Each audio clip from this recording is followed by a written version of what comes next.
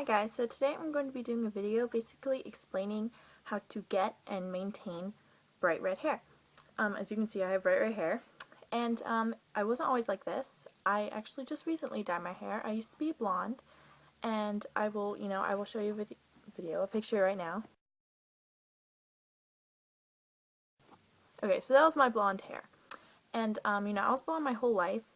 Well, I dyed it, but I was naturally blonde when I was born until I turned around 11 or 12, and then I started turning, a dirty blonde, kind of a really, really light brown, and I was like, yeah, I'm not liking this, so I started dyeing my hair, and, I just kept it up, and that's what the result was. It was blonde like that.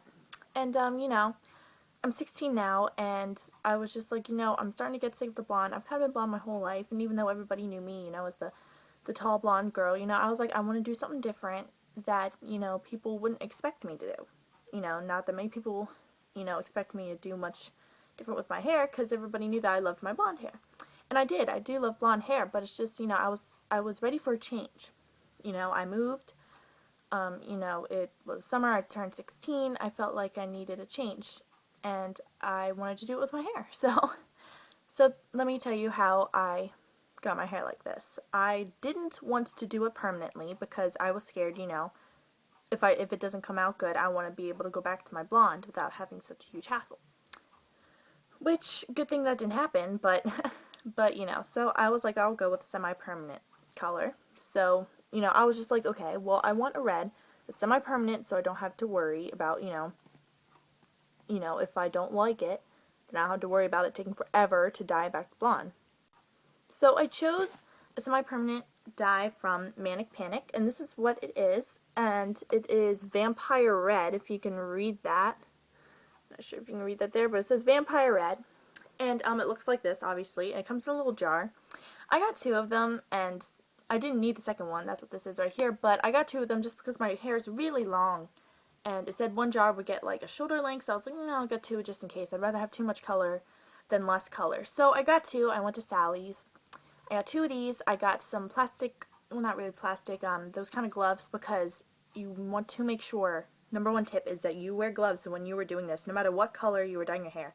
If it's Manic Panic or any kind of red, you want to wear gloves, because that will stain so much. I can't even explain how much it'll stain.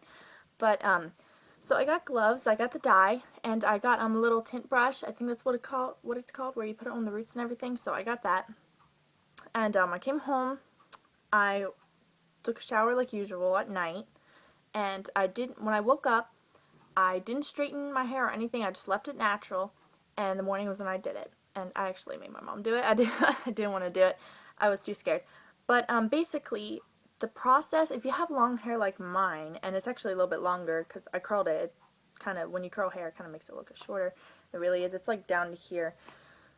But yeah, so it took about half hour for me to get my whole head, actually covered. And after you actually have it on, have the dye on your hair, it said hold it for 30 minutes. And I decided to just hold it for like 10-15 minutes because I was like, okay, it took me like 3 minutes just to get this in here. So that's what I did. And I rinsed it out, and you're not supposed to use any shampoo or conditioner or nothing. You just rinse it out with ice cold water until it stops bleeding. But that never happened. So, it took me about like 15 minutes just rinsing, and I didn't get in the shower because I was afraid, I wouldn't say to get in the shower when you rinse it out. I'll just say just put your head under the shower head or the tub, because if you get a shower, then it'll stain down your back. So you don't want to do that. But I rinsed it out, and I liked the color, so basically you wait for it to dry. I blew dried. I was impatient, so I blew dry my hair, and it came out great. And I would say if you want to go red, I would recommend using, a semi-permanent dye, because the thing about this is if you don't like it, you can just shampoo it harshly every single day, and it will be out within a few weeks. But here are your tips if you actually like your red hair like me. Tip number 1 is to wash your hair as less as possible. Now, I take a shower every day, but I don't wash my hair every day. And how I do that is, with red hair, it will fade easily. It is the most faded, and my lighting is going crazy right now, but the sun's going like, but it will fade like crazy. And basically, I'm going to kill this sun, I swear. Anyways, but basically, it will fade very fast. And if you shower every single day, I know a lot of people do that, like wash your hair every single day, then, you know, it's going to fade really fast. And if you want to keep your color as long as possible, I would recommend only washing it 2 to 3 times a week. And that sounds gross, but it's really healthy for your hair. So you can either use like a shower cap or anything when you go in the shower. I just put my hair up in a bun and I just try to avoid my hair. But that's what I do. But if you have a shower cap or anything like that, that will work a lot better. But basically, the reason why you don't want to do this is when it comes to semi-permanent dye, it stains the outside of your cuticle on each little hair strand. When you permanently dye your hair, it goes like permanently into the cuticle right there. So when you use semi-permanent dye, every single time you shampoo, it just like washes the stain out. So that's why you want to shampoo as less as possible. Your best friend will be dry shampoo. If you dye your hair red, it is my best friend, I know for sure. And you can use the powder kind, which is like from Got To Be or any of those high-end brands. Just like put it in on your roots and then just like massage it in. Or you can use the Tresemme. That's what I have, the Fresh Start Tresemme dry shampoo, where you just spray it in. It works wonders, I'll tell you. It takes away all the greasiness and it definitely makes your hair look fresh. So basically that's what I do. I make sure, you know, I shower every day, but I don't wash my hair every day. I wash my hair about every 3 days.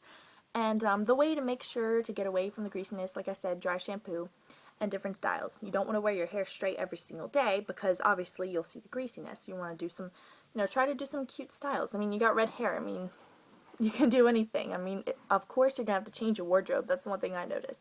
You have to change your, not really change it, but you know, some colors just will not go good. Like, if you have like a bright green top, you're going to look like a Christmas tree. So that's another don't.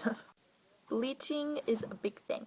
If you have dark hair and you want to go to a red like this, I'll show you the thing, but if you want to go to red like this and you naturally, you know, you start off with dark brown hair or even just brown hair, you definitely want to bleach your hair. And even though it is very not healthy for it, if you want a bright red like this, you're going to have to. Luckily for me, I had blonde hair, bleach blonde hair in the first place, so I didn't have to go through that. But, and my neighbors just love revving their tractors. It's just, duh.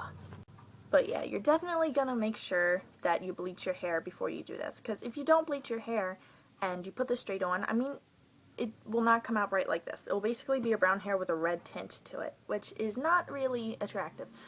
And unless that's what you're going for, go ahead for it. But if you're like everybody else who wants red hair and you know you want bright red hair like this, definitely bleach your hair first. That is a must. So definitely get on that.